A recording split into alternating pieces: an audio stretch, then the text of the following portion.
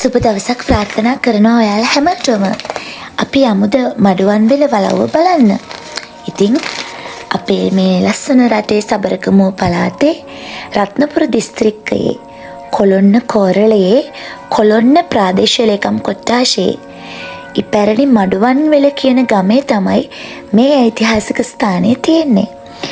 දීර්ඝ ඉතිහාසයකට උරුමකම් කියන මඩුවන්විල වලව්ව බලන්න තමයි ඔයාලව මම එක්කගෙන යන්නේ.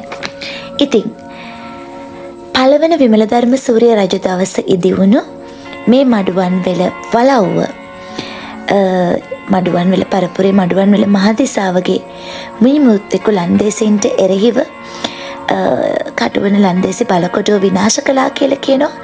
ඊට පස්සේ මේ මඩුවන්විල වලව්ව පිළිබඳ කතා නිර්මාණය වෙලා තියෙනවා.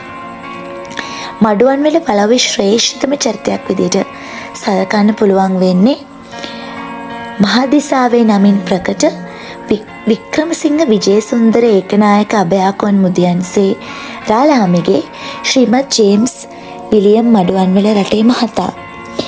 මේ දැන් ඔයාලව මම එක්ක යන වලව්ව ඇතුලේ කාමර 121ක්, මැද මිදුළු 21ක්, ආරක්ෂිත පවුරු 3ක්, අධිකරණ ශාලාවක්, මුරගෙවල්, ලිං, පැන් පොකුණු, බෝධිගර, ඇස්ත්‍රියගල්, ධන ධාන්‍ය අටුකුටු සහිත මහා මන්දිරයක් තනලා තියෙනවා. ඇත්තටම මට මඩුවන්විල වලව්වේ ඇතුලේ ෆොටෝස් ගන්න බැරි වුණා. මොකද දැනට අපේ පුරාවිද්‍යා දෙපාර්තමේන්තුවෙන් මේ වලව්ව ආරක්ෂා කරනවා. ඇතුලේ ඡායාරූප ගැනීම වීඩියෝ කිරීම තහනම් කරලායි තියෙන්නේ. ඒ නිසා එළිය පරිසරය එළියෙන් වලව්ව පේන විදිහ තමයි මම වීඩියෝ කරගත්තේ. වලව්වට ඇතුළු වෙනකොට ඔයගොල්ලෝ ගල් උළුවස්සක් දැක්කා. එතකොට පොලිස් කාර්යාල ගොඩක් දේවල් තිබුණා.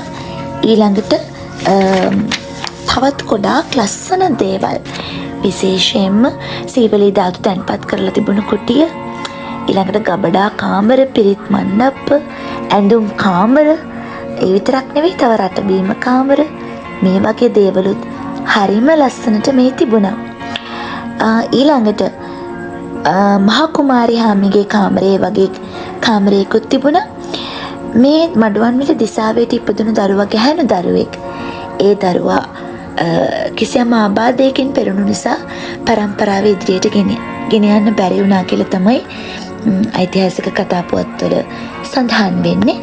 ඉතින් වින්නඹුගේ කියන දේ පවා මෙතන බොහොම හොඳින් නිරූපණය කරලා තිබුණ මේ වලව්වේ සියලුම කාර්යයන් සිදු වුණ හැටි.